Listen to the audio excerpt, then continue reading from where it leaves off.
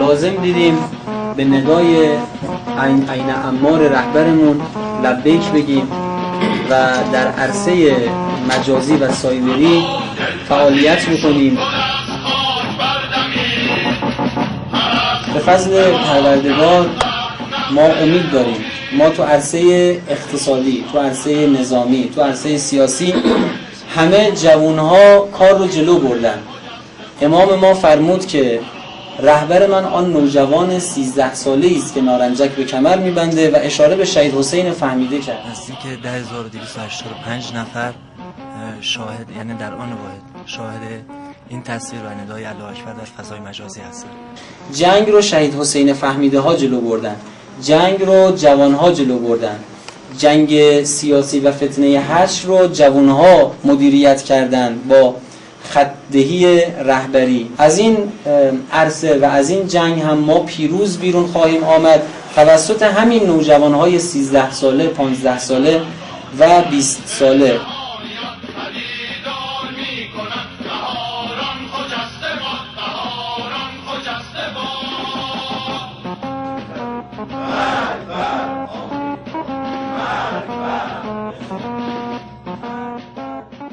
طرحی که جامع باشه تو کل جهان، ندای الله اکبر بپیچه و این انقلاب رو به کل جهان بتونیم گسترش بدیم.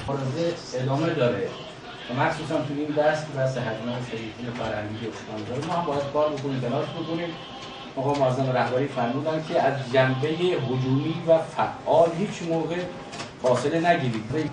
ارتش خزری هم تو فضای مجازی سایبری تشکیل شده از سال 84 که سپاه بنیانگذار این قضیه شده که از ارتش‌های خزر در واقع در فضای سایبری آمدن بحث همین خواهران خزری هستن که کار رو تلاش می‌کنن. تکمیلش دیگه با شما. الله اکبر، الله اکبر، الله اکبر، الله اکبر. بسیار متمکن ولایتمندار و فریخته و نخبه، کارهای بسیار خوبی که صورت گرفته و ما دیدیم، مشاهده کردیم.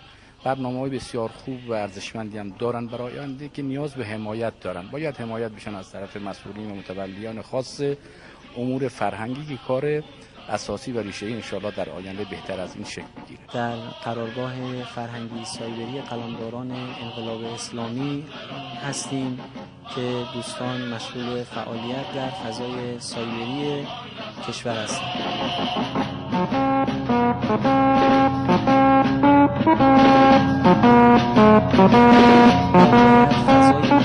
فضای سایبری ایران و جهان رو با فریاد الله اکبر مملو بکنیم، فعالیت بکنید. مقام معظم رهبری در کنار شورای عالی انقلاب فرهنگی دستور تأسیس شورای عالی فضای مجازی دادن که اهمیت فضای مجازی به اندازه اهمیت انقلاب اسلامی است.